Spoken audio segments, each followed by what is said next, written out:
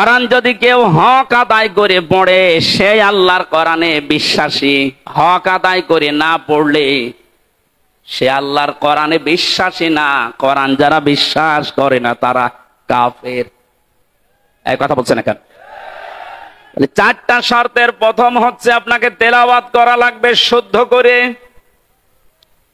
বাংলাদেশে একটা সমস্যা হয়ে দাঁড়িয়েছে, 100 জনের 95 জন কোরআন শরীফ শুদ্ধ করে পড়তে পারে না।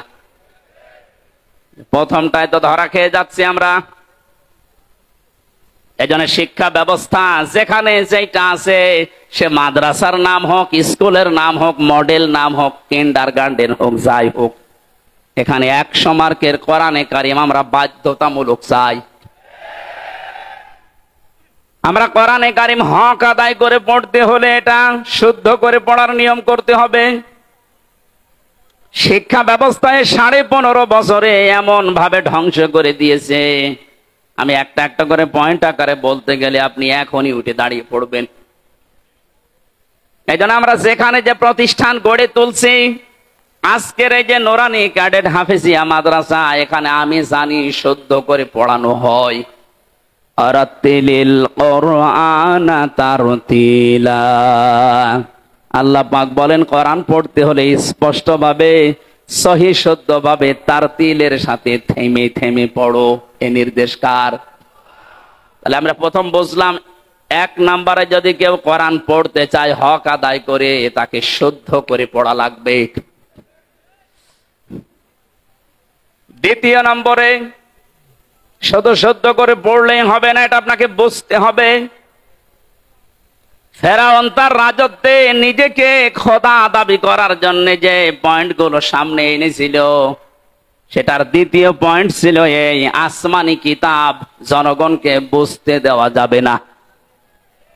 আমার মনে হয় 1000 বছর পর অনেকেই হামানের মতো মন্ত্রীর পরামর্শে, উপদেষ্টাদের পরামর্শে, লেডি ফিরাউন দুনিয়ায় যারা এসেছিল, তারাও আল্লাহর আসমানি কিতাব কোরআনে কারিমকে বোঝার পথ বন্ধ করে দিচ্ছিল। মানে দিয়েছে। কোরআন বোঝার মতো কোনো ইনস্টিটিউট দেশে খোলা হয় না, কোরআন গবেষণা করার মতো কোনো প্রতিষ্ঠান দেশে বানানো হয় না। লালনের জীবনী গবেষণা করার জন্য একাডেমি বানিয়েছে।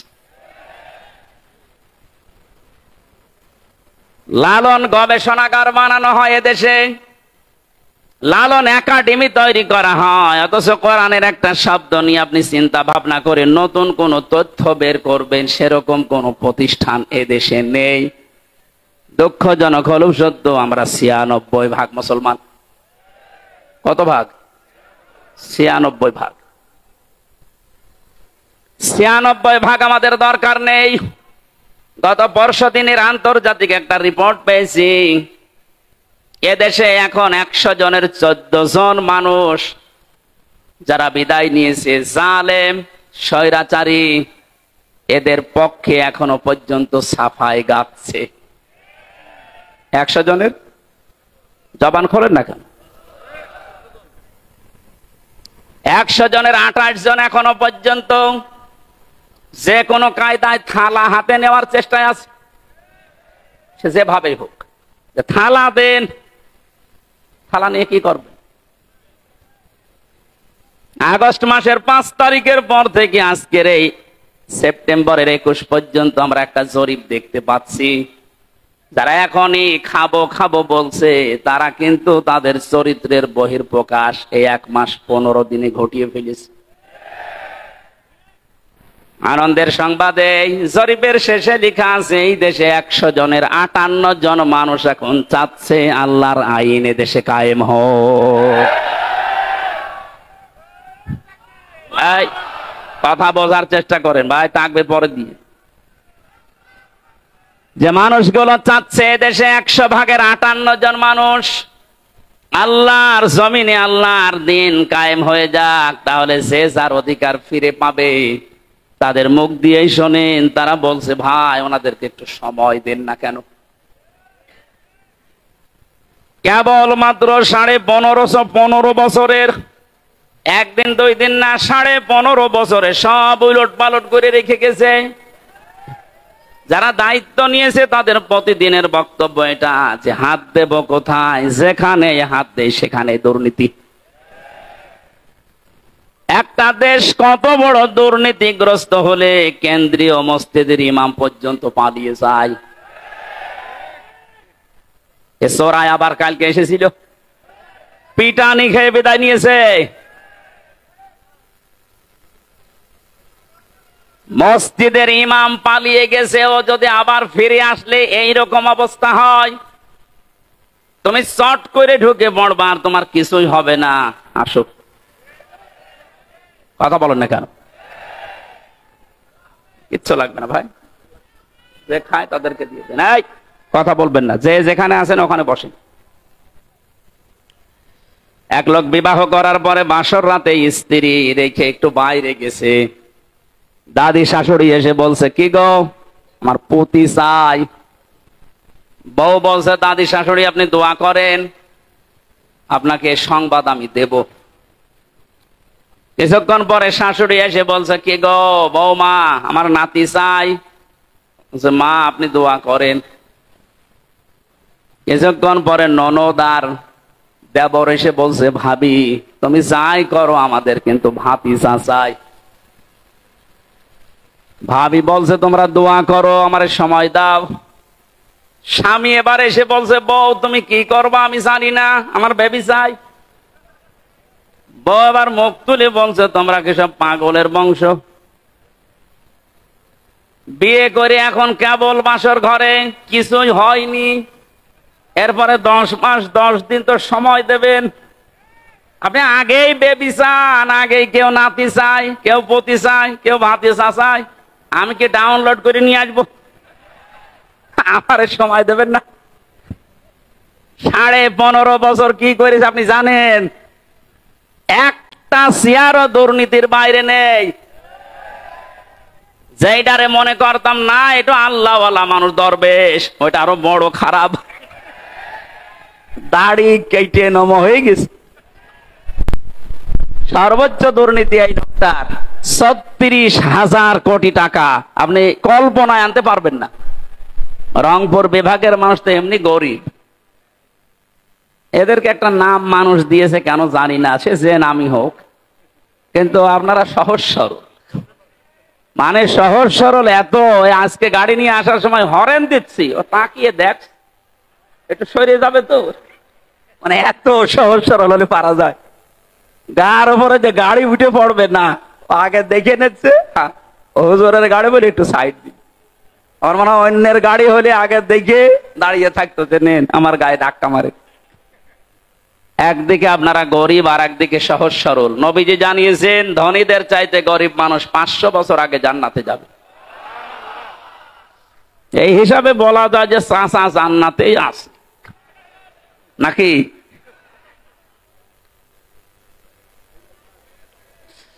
আমার ভাইরা যারা দায়িত্ব পেয়েছে, সংস্কারের জন্য যখন ছাত্ররা আপনাদের হাতে দিয়েছে, খুব তাড়াতাড়ি করেন, এদেশের কোন চেয়ার যেন বাকি না থাকে, সবগুলো সংস্কার করেন। কারণ এই জালেমদের দোসর এইগুলো। 1628টা চেয়ার ছিল বাংলাদেশে, মেন চেয়ার, এই চেয়ার না, ওইগুলো, ওই চেয়ার গুলো দিয়ে এ দেশ পরিচালিত হইতো, আর ডিরেকশন আসতো দাদার কাছ থেকে।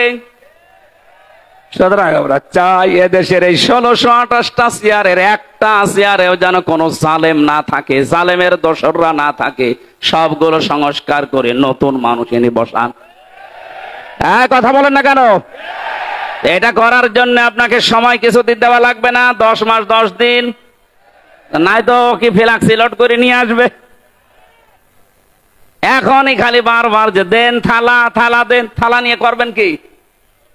এ অবস্থায় যদি আবার ছেড়ে দেয় তাহলে এই 15 বছরের মতো দিনের ভোট রাতি হয়ে যাবে। এজন্য সংস্কার যখন চলছে, আমরা আহ্বান জানাই যারা দায়িত্বে আছেন, আপনারা একটা সম্মানজনক সময় নিয়ে তাড়াতাড়ি সংস্কার করেন। একটা জালেমের দোসর কেউ আমরা আর দেখতে চাই না। আল্লামা মামুনুল হক কয়েকদিন আগে ঘোষণা দিয়েছেন, এই দেশে যেই মানুষগুলো জুলুম করেছে 1628টা, এর বাকি যারা জেলায়, উপজেলায়, থানায়, ইউনিয়নে যারা জালেম বলে চিহ্নিত, এদের ছবি মোড়ে মোড়ে টাঙিয়ে দেন, যেন জালেমরা কিয়ামতের আগে দেশে আসতে না পারে। এই দাবি আপনারা করেন না? কিয়ামতের আগে দেশে আর জালেমরা আসতে পারবে না, সব ছবি টাঙিয়ে দেন, আসুক। চট করে ঢুকবে, আমরাও চট করে ধরবো, চট করে আর একেবারে আয়না ঘরে লাগিয়ে দেবো। আমি 10 দিন ছিলাম মাত্র, আমার জীবন অতিষ্ঠ হয়ে গিয়েছিল। আর ব্যারিস্টার আরমান 8 বছর। আপনি ভাবতে পারেন কত বড় কঠিন জায়গা এটা। মুফতি ফখরুল ইসলাম আমার সাথে ছিল জেলখানায়। উনি বলছিল, আমার যখন আয়না ঘরে নিয়ে যায়, মাটির নিচে এই পায়ের ভেতর দিয়ে হাত উপর দিয়ে দিয়ে সামনে যে রডের বেড়া দেওয়া আছে, এই রডের সাথে দিয়ে হাত তালা লাগিয়ে দিত। আপনি যেহেতু কায়দ হবেন না, সেই কায়দা নেই। আমারে বলতো, হামজা ভাই, আমার মাঝে মাঝে মনে হতো, আল্লাহ হয় মরণ দাও, না একটু শোয়ার ব্যবস্থা করে দাও। এই যে শুয়ে থাকা, এটা যে কত বড় নিয়ামত আল্লাহর, আমি ওই কতদিনে টের পেয়েছি। হাত যদি শুধু বেঁধে রাখতো, তাও তো ঘুমানো যায়। হাতে পায়ের ভেতর দেয়, সামনের দিকে রডের বেড়া ওর সাথে লাগিয়ে তালা লাগিয়ে দেয়। দেখ, 1.5 মিনিট সময় দেয় টয়লেট করার জন্য।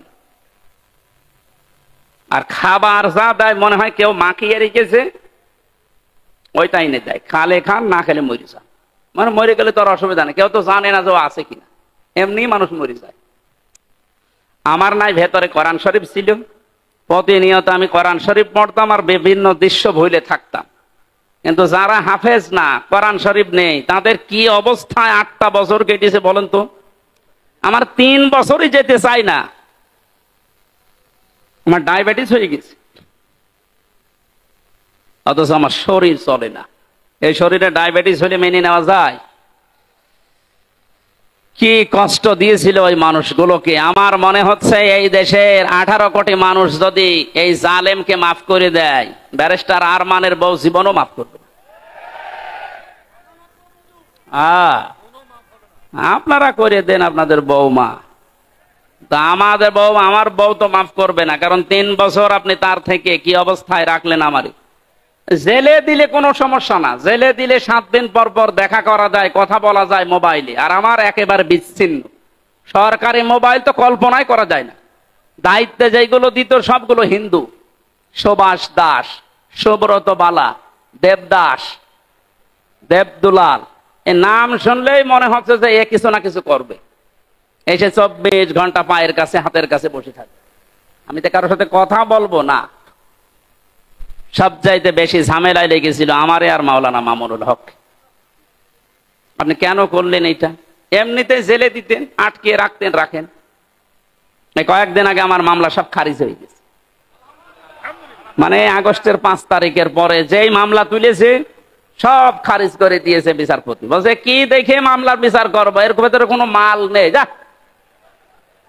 আমি বলতে গেলাম যে বিচারপতি, এ 3 বছর তো আপনার কাছেই ছিল, তখন তো বলেননি যে কোনো মাল নেই, এখন বলছেন কোনো মাল নেই, কি দেখে বিচার করব। উনি এইটাই বলতো যে হুজুর, আমার হাত বাঁধা ছিল। কি ছিল? এখন আমার হাত খোলা আছে, এখন আর তো কেউ বাধা দেওয়ার মতো নেই। এখন সত্যটা আমি সত্য বলে জানিয়ে দিলাম যে আপনি নির্দোষ, কোনো দোষ আপনার আমি পাইনি। আমার মনে হয় এদেশে 1628টা চেয়ার যে আছে, শুধু একটা চেয়ারের হাত খোলা ছিল, আর বাকি 1627টা চেয়ারের হাত বাঁধা ছিল। যারা লাফাতো এই কাকু থেকে শুরু করে হাসাও মাহমুদ থেকে, প্রত্যেকটা খালি আন্দাজে চাপা পিটা। ওদের কথায় বার্তায় কোনো মিল নেই। ওই একজনের শুধু হাত খোলা, উনি যা বলবে, ওদের বলে আজকে এখন দিনে রাত 11টা 10 বাজে, ও যদি বলতো দিনের 11টা 10, এ জালেমের দোসরগুলো বলতো ঠিক আছে। এইরকম অবস্থায় পৌঁছিয়েছিল দেশটা। সেখান থেকে অন্তত আস্তে আস্তে যখন হাত খোলা আরম্ভ হয়েছে, আমরা চাই এদেশে কিয়ামতের আগে যেন আর কারো হাত বাঁধা না হয়। যে যেখানে আছে সব হাত খোলা থাকবে আবু সাইদের মতো। কথা বলেন ঠিক কিনা?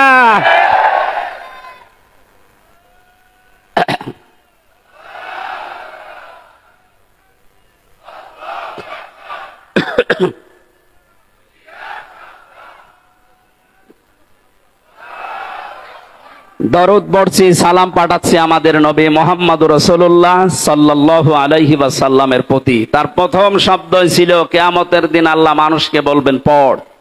পড়ার শর্ত বলছিলাম কয়টা? 1 নম্বরে পড়তে হবে শুদ্ধ করে, 2 নম্বরে বুঝতে হবে এই পড়া বিষয়টা।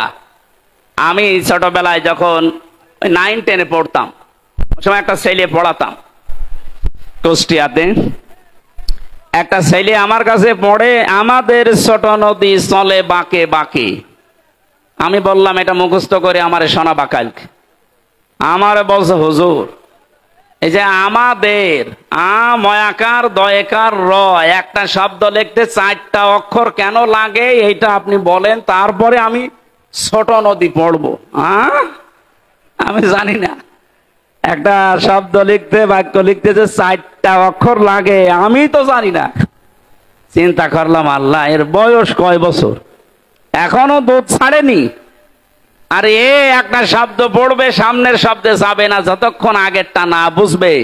অথচ 96% মুসলমান এই দেশে আল্লাহর কালাম পড়ে যাচ্ছে আন্দাজে, কিচ্ছু জানে না। আহ্বান জানাচ্ছি এই ছেলেটার মতো মন তৈরি করেন, যেটাই পড়বেন আগে বুঝবেন যে আল্লাহ এবং তার রাসূল কি জানাতে চায়, এরপরে শব্দে যাবে। কথা বুঝতেছেন? 3 নম্বরে শুধু পড়লে বুঝলেই হবে না, যতটুকু জ্ঞান আপনি পেয়েছেন এই জ্ঞানটা মানুষের কাছে নিজের জীবনের ভেতরে বাস্তবায়নের চেষ্টা চালাতে হবে। 4 নাম্বার শর্ত হচ্ছে শুধু নিজে মানলে হবে না, এটা মানুষের কাছে পৌঁছিয়ে দেওয়ার নিয়ত করা লাগবে। এই হাদিসের ব্যাখ্যায় আর একটা হাদিস পেয়েছে, এদিকে তাকান। আন আবি হুরায়রা রাদিয়াল্লাহু তাআলা আনহু قال قال النبي সাল্লাল্লাহু আলাইহি ওয়াসাল্লাম, নবীজি বলেন বাল্লিগু আন্নি ওয়ালাউ আয়া। তোমরা যদি একটা বাক্য জেনে থাকো ওটা মানুষের কাছে পৌঁছিয়ে দাও। বাল্লিগ দেননি নবীজি, বাল্লিগু বহুবচন। আলেম যারা আছেন তাদেরকে বলছি, কোরআনে কারিমে আল্লাহ বাল্লিগু দেয়নি, দিয়েছেন বাল্লিগ। ইয়া আইয়ুহার রাসূল বাল্লিগ মা উনসিলা ইলাইকা মির রাব্বিক। হে রাসূল আপনি তাবলীগ করেন, প্রচার করেন, ছড়িয়ে দেন, ছিটিয়ে দেন, জানিয়ে দেন, মানুষের ভেতরে প্রচার করেন যেটা আপনার রব আপনাকে দিয়েছে, তার নাম কোরআন শরীফ। তার নাম কি? আরো জোরে বলেন। কিন্তু কোরআন প্রচার করতে গিয়ে আপনার মনের ভেতরে যেন 2টা জিনিস কখনো না আসে।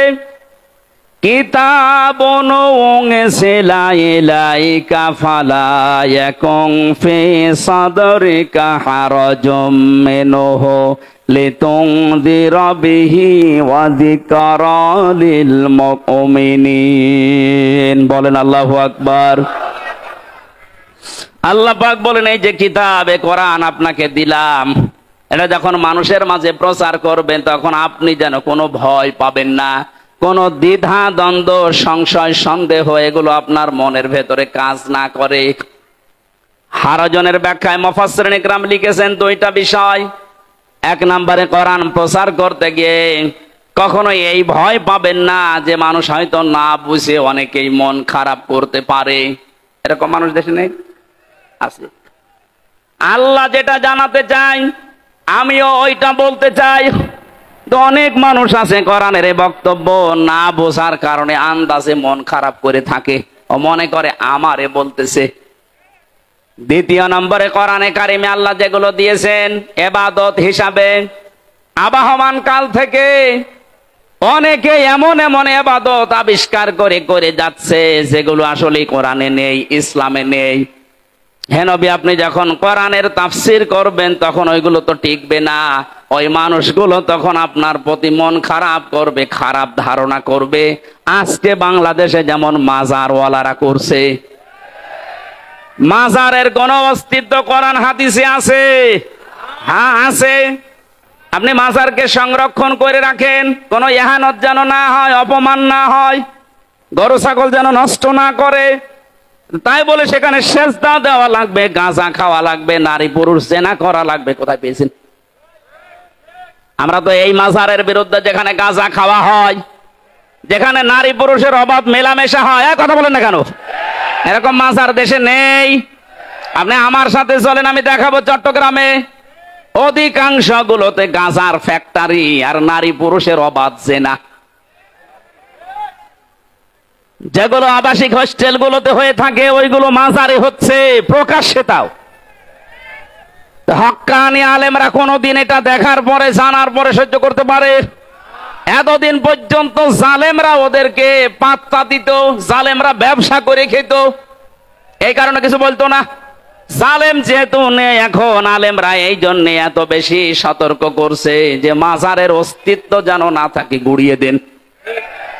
কারণ আলেমরা দেখিয়ে এসেছে যে হাজী সাহেব প্রধান অতিথি, সভাপতি, সভাসী। হযরতে উসমানের কবর আমি দেখেছি, খালি একটা পাথর দেওয়া আছে, বোঝা যাচ্ছে না। আর বাংলাদেশে গরু ছাগল মরে গেলেও কবর তিনতলা হয়। তাহলে বাল্লেগোর আমি ব্যাখ্যা করছিলাম যে বাল্লেগ না দিয়ে আল্লাহর নবী বাল্লেগও দিয়েছেন। এটা শুধু আমির হামজার কাজ না, যে যতটুকু জানবে ওইটাই তার প্রচার করা লাগবে, এটা ফরজ মনে করি। বাংলাদেশে দায়িত্ব যদি যিনি ছিলেন পালিয়েছে, তিনি সহ যে যেখানে আমরা আছি মুসলমান যারা দাবি করি, প্রত্যেকে নবীর এই কথাকে যদি ফরজ মনে করে পালন করতে পারতাম, এই 15.5 বছরে কোনো কোরআনের মাহফিল বন্ধ হতো না।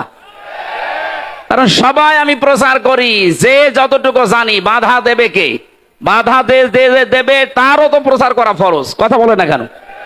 আমরা এই হাদিস না বোঝার কারণে আজ বহু বাধার সম্মুখীন হয়েছিলাম। এখন এটা যেহেতু মানুষ জানছে যে আমি যদি জানি কুল হুয়াল্লাহু আহাদ, এইটাও প্রচার করা নামাজের মতো ফরজ। তাহলে কোরআন পড়তে হবে। এ করার ব্যাখ্যা বললাম 4টা: শুদ্ধ করে পড়া, নিজে বোঝা, নিজে ওর উপরে কাজ করা, আর এটা মানুষের কাছে পৌঁছিয়ে দেওয়া। আল্লাহ 4টা শর্ত যারা মানে তাদেরকেই বলেন উলাইকা ইউমিনুনা বি, এরাই কোরআনে বিশ্বাসী। আর এই 4টা যারা মানে না, শুদ্ধ করে হয়তো পড়ায় কিন্তু বোঝে না, বুঝলেও হয়তো ওটা জীবনে মানে না, মানলেও এটা যে প্রচার করা লাগবে এই কাজে সে নেই, এটাকে সে ফিতনা মনে করে। মনে করে না প্রচার করতে গেলে না জানি আবার কে কি মনে করে, মন খারাপ করে কিনা, না বুঝে আবার উল্টাপাল্টা ধারণা আসে কিনা, সমস্যা হয় কিনা, এই জন্যই তো অনেকে চুপ থাকে। কথা বলেন। আমার রিমান্ডে 10 দিনে একই প্রশ্ন করেছিল যে অত বেশি বলার দরকার কি, আপনি চুপ থাকতে পারেন না, তাহলে তার এই মাটির নিচে আসা লাগে না। তাহলে ওরাও জানতো যেটা প্রচার করা, ও যা বলে বানিয়ে তো বলে না, সঠিক কথাই বলে, কিন্তু ওর মুখ বন্ধ করা লাগবে। যেন এমন এমন কড়া কড়া কাজ করেছিল আমার সাথে, আমার 11 ঘন্টা টাঙিয়েছে, কালো কাপড় দিয়ে চোখ বেঁধে, সামনে না পেছনে হাত বেঁধে, ডান্ডা বেড়ি লাগিয়ে, মাজায় দড়ি দিয়ে টাঙিয়েছে। 1-2 ঘন্টা, 5 ঘন্টা, 11 ঘন্টা। আমার নামাজ পড়তেও দেয়নি। 4 ওয়াক্ত নামাজ আমি আন্দাজে পড়িছি, কারণ সব বাধা। 1.5 মিনিট 2 মিনিট সময় দিতে খালি প্রসাব করে আসেন, মাটির নিচে তো কিছু বোঝা যায় না। এরপরে শেষে যখন আর রাজি হয়নি, বলছে এই আকিজ গ্রুপে আমি চাকরি করতাম, আকিজের বিরুদ্ধে বলা লাগবে। সর্বশেষ বলেছিল জামাতে ইসলামী বাংলাদেশ এবং ছাত্র শিবিরের বিরুদ্ধে যে কথাগুলো লিখে দিলাম, ওরা জঙ্গি সংগঠন, এগুলো বলা লাগবে। যদি না বলেন আপনার বউ তুলে নিয়ে আনবে। বলেন কোথায় ওদের চরিত্র পৌঁছিয়েছিল। যেগুলো অফিসার ছিল আমার মনে হয় সবগুলো বাইরের দেশ থেকে ট্রেনিং দেওয়া। এদের চরিত্র এত খারাপ, আল্লাহর ভুল হয়তো মাঝে মাঝে। আরে ভাই, তুই আমার মামলার বিষয়ে জিজ্ঞাসা কর যে এই বিষয়ে আপনি কিছু জানেন কিনা। না, ও আল্লাহর ভুল ধরে। অথচ মুসলমান, নাম জাহিদুল ইসলাম, নাম আতিকুল ইসলাম, শেখ ইমরান, ডিসি মান্নান, আসাদুজ্জামান, মনিরুল ইসলাম, কি সুন্দর সুন্দর নাম দেখেছে। আসাদুজ্জামান মানে কি? জামানার বাঘ। মনিরুল ইসলাম স্ট্যাটাস দিয়েছে কালকে।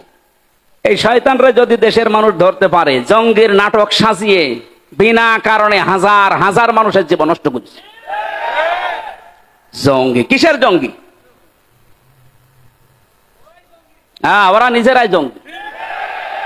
এই দোষটাকে অন্যের ঘাড়ে চাপিয়ে কি করে দেশের ইসলামপন্থী যারা আছে তাদেরকে কাবু করা লাগবে, ঘায়েল করা লাগবে। আর বাইরের দেশকে এই ইস্যুটা কাজে লাগিয়ে কিভাবে অবৈধ ক্ষমতায় থাকা যায়, তাছাড়া কিচ্ছু না। 3 বছরে তো আমি কোনো জঙ্গি পাইনি।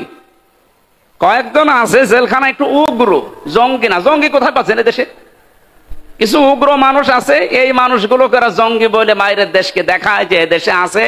আমরা যদি না থাকি এ দেশ জাহান্নাম হয়ে যাবে। তোমরা থেকে কি করেছো? খালি টাকা পাচার করেছো। টাকাগুলো সব ফেরত নিয়ে আসা হবে। এ দাবি আপনি করেন না? কারো টাকা বাইরে না থাকবে, সব টাকা ফেরত নিয়ে আসা হবে। যারা টাকা আনতে পারবে না তাদের বউ ছেলে মেয়ে সব রাষ্ট্রের কাজে লাগানো হবে। আর ওদের 14 বংশ এদেশে অবৈধ ঘোষণা করা হবে যদি টাকা বাইরে থেকে না নিয়ে আসতে পারেন। টাকা আপনার বাবার টাকা নাকি? রংপুরের খেটে খাওয়া মানুষের এই ঘাম ঝরানো পয়সা আপনি 36,000 কোটি টাকা পাচার করলেন। আপনি মানুষ, আপনাকে তো 100 বার টুকরা করলেও এ দেশের মানুষের ঝাল মিটবে না। কালকে বাংলাদেশের সর্বোচ্চ জায়গায় যারা আছে তাদের ভেতরে একজন, আমি নাম নিলাম না, উনি ঘোষণা দিয়েছেন আল্লামা সাঈদীকে যেভাবে ফাঁসি দেওয়া হয়েছিল বিনা দোষে বিনা কারণে, ফাঁসির রায় দিতে তো পারেনি, শেষে যাবজ্জীবন দিয়েছে, আমৃত্যু দিয়েছে।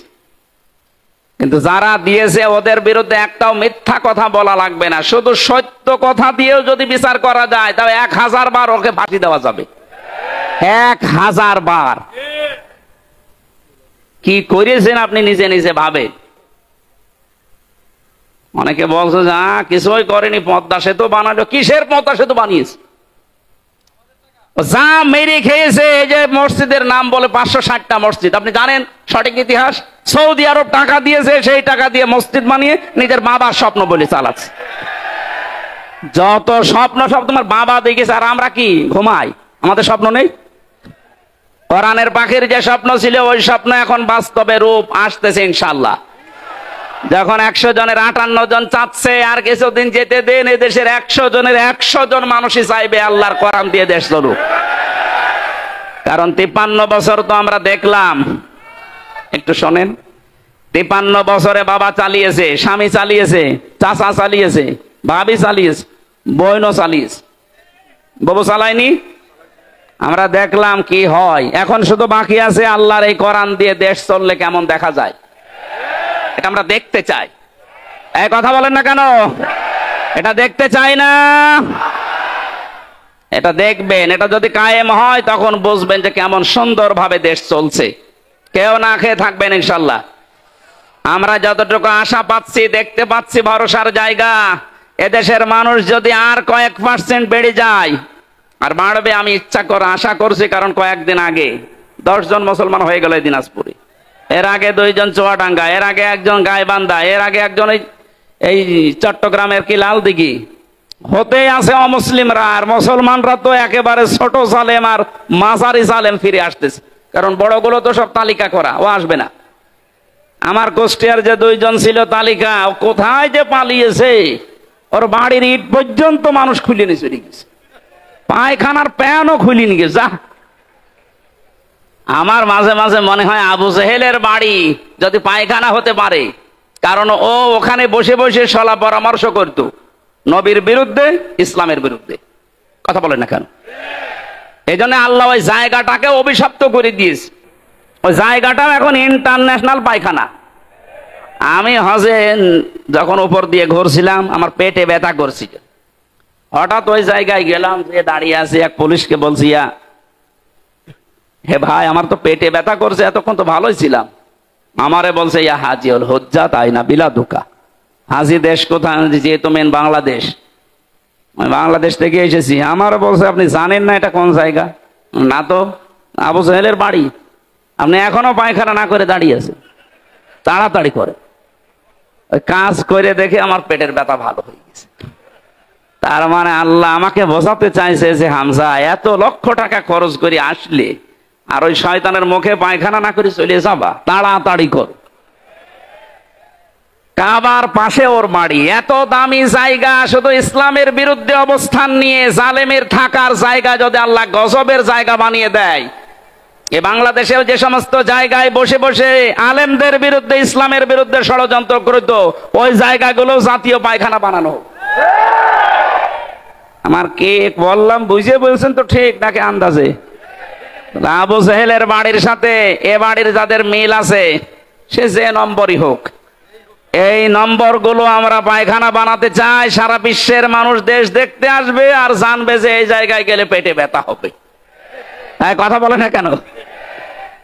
কারণ এই গজবের জায়গা এগুলো, যেখানে ইসলামের বিরুদ্ধে ষড়যন্ত্র হয়তো বসে বসে দুর্বিসন্ধি করত, কি করে আলেমদের ফাঁসি দেওয়া যায়, কি করে আলেমদের আটক করে রাখা যায়। মামলাটা আমার 31 বার উঠেছিল, জামিন দেয়নি, অথচ জালেম চলে যাওয়ার পরেই মামলা তুলেছি, কোনো কিচ্ছু নেই, একবারে খালাস করে দিয়েছি। তার মানে ওর হাত ছিল। বিচারপতি বারবার বলতো আমার কাছে কেন আসেন, হাইকোর্টের বিচারপতি বলছে আমার কাছে কেন আসেন, আমার হাত বাঁধা। উপর থেকে যতক্ষণ পর্যন্ত আল্লাহর ওই অলি সিগন্যাল না দেবে কিছুই করার নেই। কোথায় ছিলাম আমরা, বিচার ব্যবস্থাকে কোথায় পৌঁছিয়ে দিয়েছে। আজকে প্রধান বিচারপতি যে কথাগুলো জানিয়েছে, আমার মনে হয় এই কথাগুলো বাংলাদেশে অতি শীঘ্রই অতি দ্রুত কার্যকারী করা দরকার। তাহলে ন্যায় বিচার এ দেশে কায়েম হবে ইনশাআল্লাহ। যারা দায়িত্বে আছে আল্লাহ তাদেরকে ওমরের মতো যেন বানিয়ে দেন, বলেন আমিন।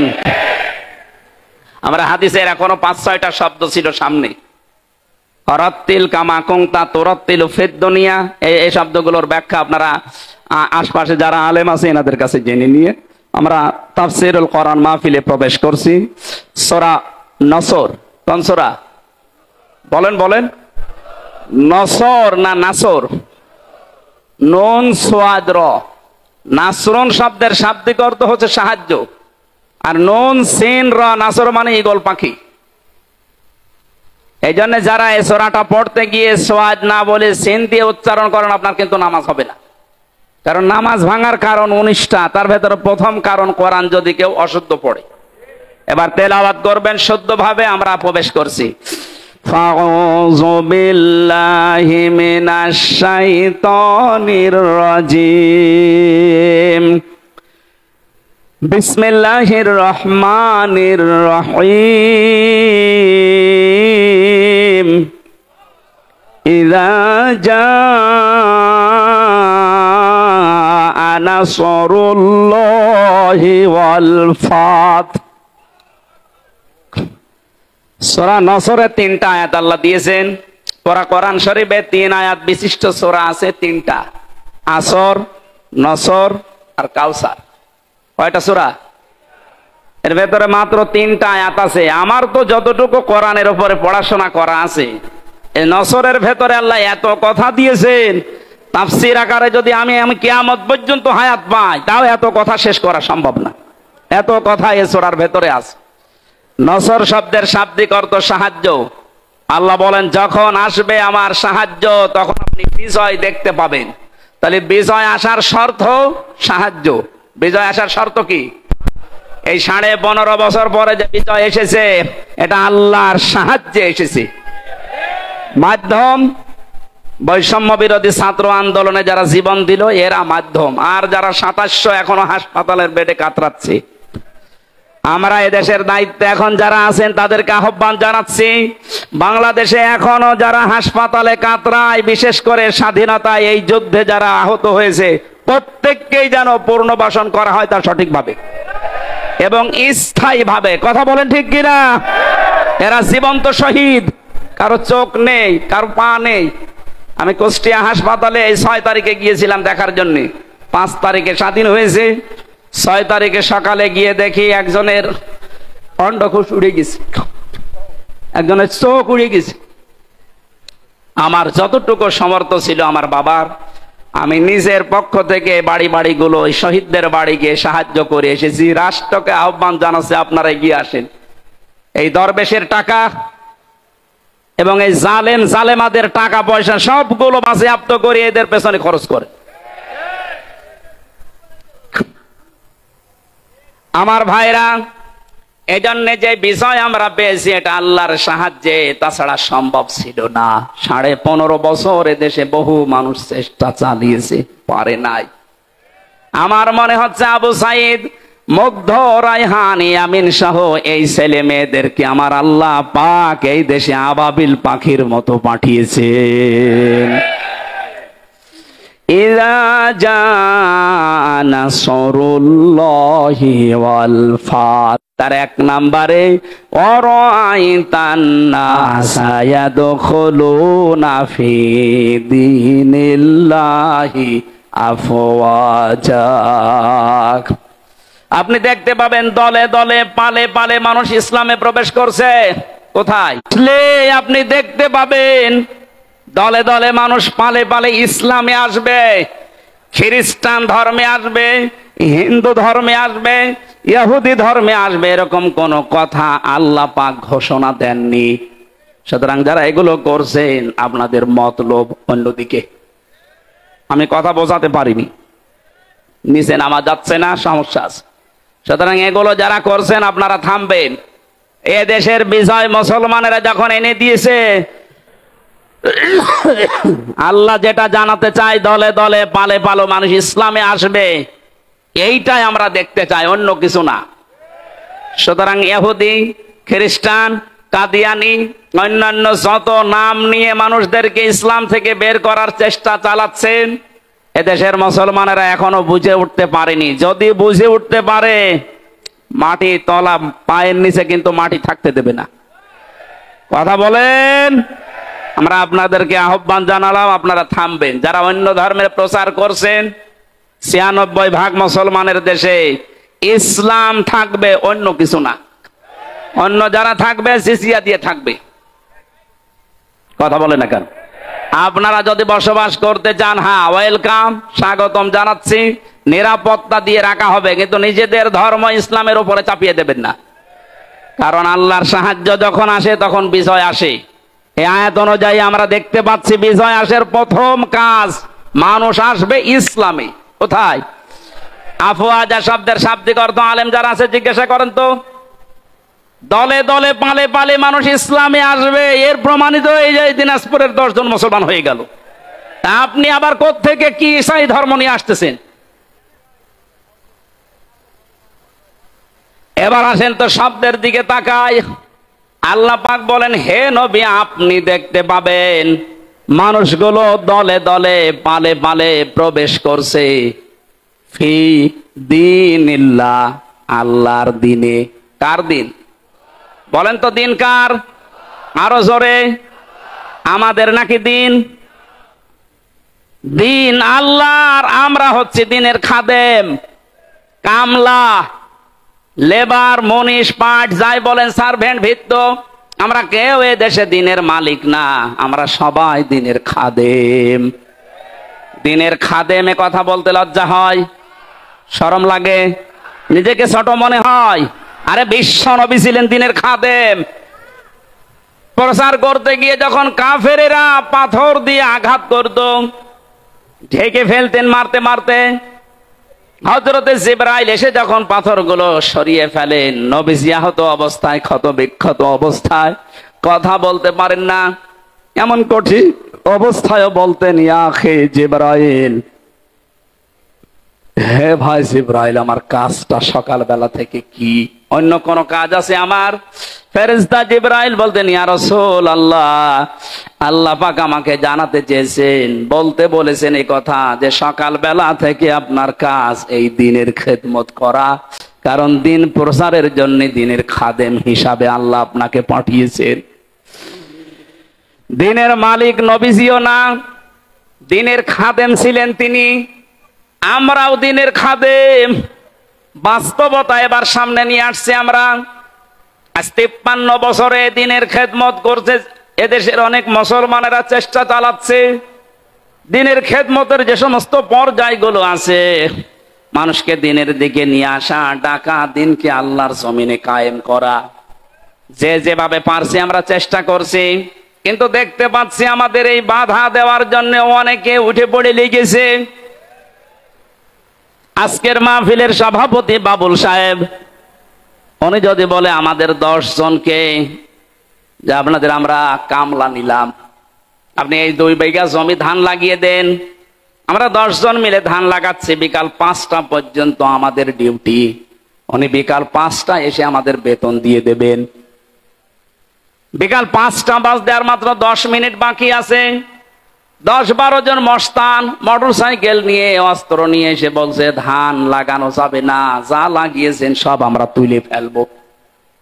আমরা যারা কামলা আছি, খাদেম আছি, আমরা যারা লেবার আছি, আমরা বলবো ভাই আপনারা ধান তুলে ফেলবেন, অসুবিধা নেই, কারণ এ ধানের মালিকও আমরা না, এ জমির মালিকও আমরা না। কথা বলে না কেন?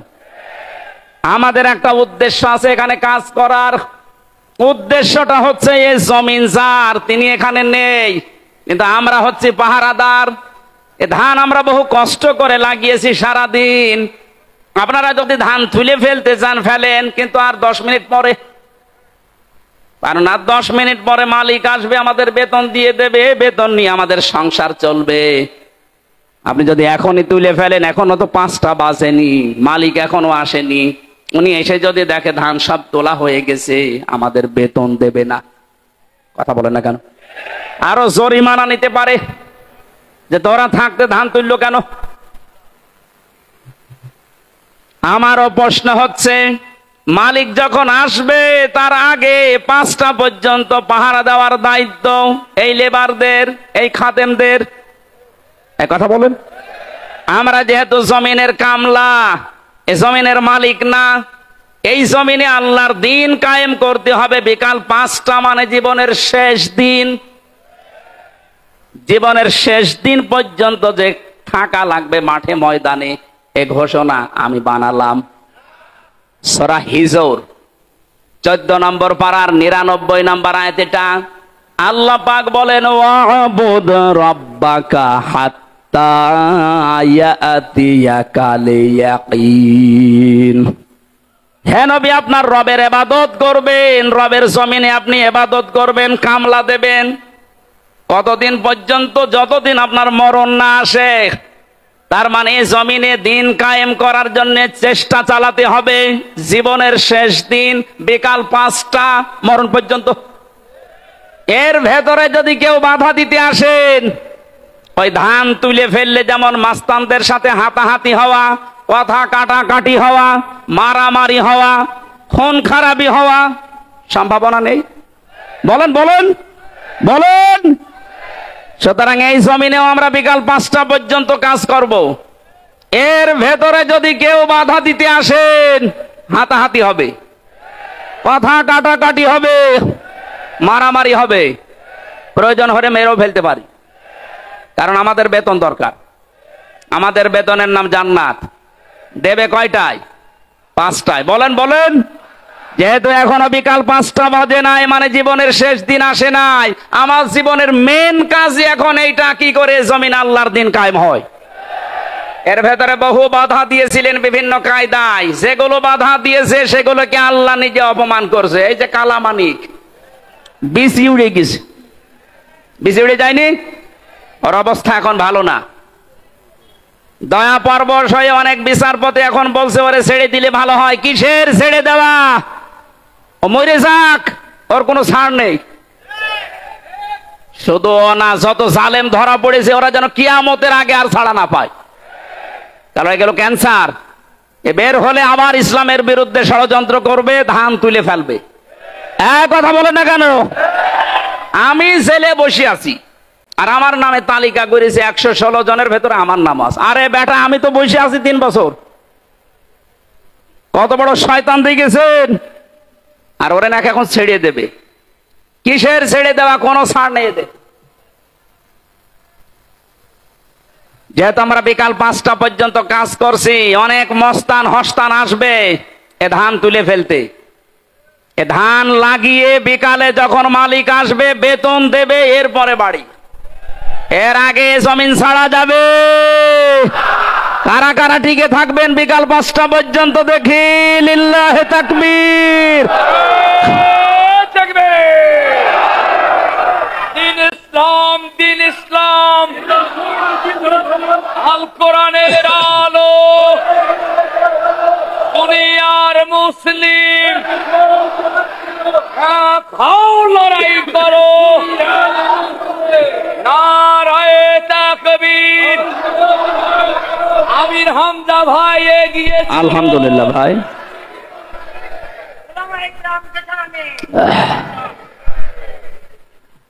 হ্যাঁ, আমাদের একজন উপদেষ্টা গতকালকে জানিয়েছেন এদেশকে সংস্কারের জন্য ওলামা একরামের ভূমিকা রাখতে হবে এবং রাখার সুযোগ দিতে হবে। সুতরাং ওনার কথায় আমি সাপোর্ট দিচ্ছি, এদেশে আলেমরা যেন ভালো ভালো জায়গায় যায়। ধর্ম উপদেষ্টা উনি ঘোষণা দিয়েছে এদেশের আলেম এবং মাদ্রাসায় যারা পড়ে শুধুমাত্র মাদ্রাসা আর মসজিদ নিয়ে থাকলে হবে না, স্বপ্ন দেখতে হবে কিভাবে রাষ্ট্র চালানো যায়। কোনো মহিলার দরকার নেই। আমরা চাই এই সমস্ত জায়গাতে যেন পুরুষ মানুষের এবং যে পুরুষ আল্লাহ রসুলকে বিশ্বাস করে দুনিয়া চলে তাদেরকে এই জায়গায় আমরা চাই। কথা বলুন। তাই বলে ফরিদউদ্দিন মাসুদের মতো মানুষ না, রুহুল আমিনের মতো মানুষ না, এগুলো আলেম নামে ক্যান্সার। ইসলামের সবচাইতে বড় ক্ষতি করেছে 15.5 বছরে এই জালেমগুলো। বাতিলের 5 আটা গোলামি করে কওমি জননী নাম দিয়ে কওমি মাদ্রাসার ইজ্জত মেরিস। 3 বছরের যত কওমি আলেম আমার সাথে ছিল অধিকাংশ গুলো ওর নাম ধরে বরদোয়া করতো জেলখানায়। যেই দিন কওমি জননী নাম দিয়েছে জালেমাকে সেই দিনই বরদোয়া হয়েছে। মাওলানা মামুনুল হক, শাকাওয়াত হোসেন রাজি ভাই যারা ছিল বসে একটা কাজ করলো, আমাদের তো সব উল্টাপাল্টা করে ফেললো। কত বড় মানুষ জালেম হলে একজন আলেম নৌকা মার্কা নিয়ে দাঁড়ায় বলেন তো? হ্যাঁ, আর সে আবার জোর করে নামাজ পড়াতে আসে, ওর পেছনে নামাজ হয়? যে লোকটা নৌকা মার্কা নিয়ে ভোটে দাঁড়াতে পারে ওর পেছনে নামাজ হয় কি করে? আমার মনে হয় নৌকা মার্কা না নিয়ে যদি কুকুর মার্কা নিত তাও অন্তত একটা পদে থাকতো। কি মার্কা নিয়েছে বলেন তো? একটা মার্কা হইল। ইয়াজিদ এই নামটা যেমন গালি হয়ে গেছে, আমার মনে হয় এদেশে অনেকের নাম এখন সামনে কালের আবর্তনে গালি হয়ে যাবে। আপনি যদি হিন্দুকেও বলেন ভাই 5,000 টাকা দেবো ছেলের নাম ইয়াজিদ রাখেন, বলো এটা নাম হইলো, ওটা গালি। কাউকে যদি বলে ইয়াজিদের বাচ্চা, ওই এমনি রেখে যাবে। দেখেন যে সময় আসতেছে কিছুদিন পরে যাই বলবেন আপনি অমকের বাচ্চা, ওই এমনি রেখে যাবে। বলবে না আপনি দরকারে আমার কুকুরের বাচ্চা বলেন, তারপরও আমি ওই নামের বাচ্চা হতে রাজি না। মানুষ হয়তো না বুঝেও বলতে পারে। কেউ কেউ যদি শোনে বলেন যে কুকুরের বাচ্চা, ওর মাথা গরম হয়ে যাবে। ওরে যদি বলেন বাঘের বাচ্চা, বাঘও তো জানোয়ার, কুকুরও জানোয়ার, ওকে টের পাচ্ছে। সুতরাং কালের আবর্তনে আমরা দেখতে পাচ্ছি আপনাদের নামও থাকবে না। 15.5 বছরে যেমন পরিচয় দিতে আমাদের ভয় পেতাম, এই যে অবস্থা 1 মাস 15 দিনে হয়েছে, এখন এদেশে আমার সারা দেশ ঘোরা শেষ, একটা জেলাও আমার বাকি নেই। যা দেখতেছি এদেশের 1 ইঞ্চি জায়গায় দাঁড়িয়ে কেউ কথা বলার সাহস এখন নেই যে আমি এই করি। বলতে পারবে?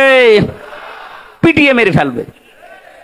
আমার বংশের 100 জনের 98 জন ছিল ওই আগস্টের 5 তারিখের পরে বিকাল বেলা আমারে বলছে বাবাজি আমরা সব জামাতে ইসলামী হয়ে গেছি। জামাতে ইসলামী? এতদিন কি করলেন?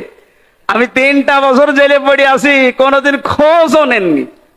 আরো আমার বাবার কাছে সে টিটকারি দিত, তো ভালোই হচ্ছে। এখন ঠেলা টের পান আপনি যে হঠাৎ করেই ঘুরে গেলেন। ছোটখাটো এবং মাঝারি ধরনের জালেম যারা সব ফিরে আসতেছে, কারণ এরা জানেছে এদেশে কিয়ামতের আগে অন্তত আর দাঁড় করানো আমাদের সম্ভব না। বুঝে ফেলেছে, এই জন্যই বলছি মোড়ে মোড়ে ছবি টাঙিয়ে দেন, ফেসবুকে দিয়ে দেন যে এগুলো যেন দেশে আসতে না পারে, এলাকায় ঢুকতে না পারে। নূহ আলাইহিস সালামের ওই দোয়াই করছিল তাযারা আলাল আরদি মিনাল কাফিরিনা দাজ্জার, এদের আন্ডা বাচ্চা পর্যন্ত জমিনে থাকতে না পারে, কারণ ওর পেট থেকে যেটা আসবে ওটা ডবল হারামি হবে। সম্মানিত মুসল্লি কিরাম, আমরা আল্লাহর জমিনে আল্লাহর দ্বীনের খাদেম, আমরা কেউ মালিক না। আমরা চেষ্টা করে যাচ্ছি যদি কায়েম হতে পারে ভালো, না হলেও আমাদের অসুবিধা নেই, আমাদের বেতন আছে। কথা বলেন না কেন? এখন যিনি বাবলু সাহেব, উনি যদি বলেন এই মাস্তানরা যা করবা করো, আমি কিছু বলবো না, যদি সামনাসামনি কিছু না বলে বুঝতে হবে ওনার গোপনে কোনো দুর্বিসন্ধি আছে। কারণ এখন হয়তো কিছু বলছে না, কিন্তু যেই দিন ধরবে মস্তানদের বাপ বলার সময় দেবে না। আল্লাহ আগস্টের 5 তারিখে যেমন দেয়নি, দুপুরের খাবার খেয়ে যাবে সে সময় দেয়নি। খালি 5 মিনিট চেয়েছিল যে একটু লিখে যা, বলে কিসের লিখা আসতেছে, আপনি তাড়াতাড়ি ওঠেন, তাড়াতাড়ি ওঠেন বলে যে কাজ করেছিল ওই সময়ের ভেতরে বলছে না আমি পদত্যাগ করিনি। তো এগুলো এই ভিডিও কি ফেরেশতারা বানিয়েছে? যতই চালাকি করেন, তাই যে ধোকাবাজি করেন, এতদিন পেরেছেন, এখন আর এদেশের মানুষ সতর্ক, খুব সতর্ক হয়ে আছে। বাংলাদেশ জামাত ইসলামের কেন্দ্রীয় আমির সেদিন কুষ্টিয়ায় গিয়েছিল, উনি ঘোষণা দিয়েছে আমরা কিন্তু এখন সজাগ। এদেশের 100 জনের 86 জন মানুষ এখন সজাগ, 14 জন শুধু একটু ঘরে আছে। এই ঘর কেটে যাবে ইনশাল্লাহ, যখন পিঠের ওপরে পড়বে তখন ঘর এমনি কেটে যাবে। পড়তেছেও মাঝে মাঝে, এদেরকে দিয়ে জালেমারা একটু মাঝে মাঝে দেখে যে হ্যাঁ ওরা জেগে আছে কিনা।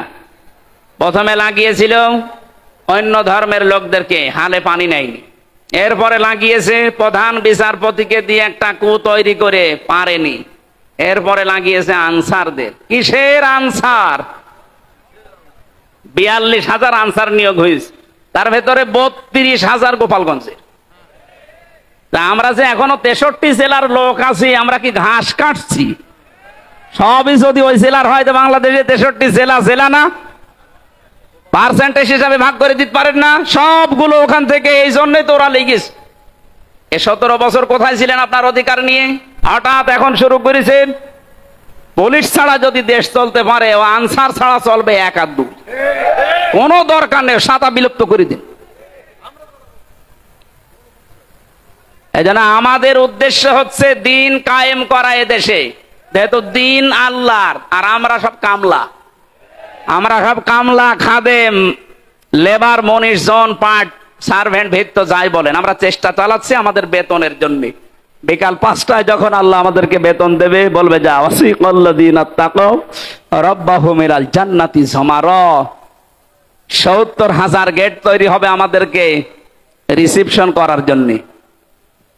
আজ এই দেশের নেতা যারা আসে বিভিন্ন জেলাতে, মন্ত্রী, এমপি, তাদের জন্য 8টা, 10টা, 15টা গেট হয়। আল্লাহ আল্লাহ আমরা এমন খাদেম আল্লাহর দিনের 70,000 গেট আল্লাহ বানাবে। আল্লাহ যেন এই ভাগ্য আমাদের কপালে লেখেন, বলেন আমিন।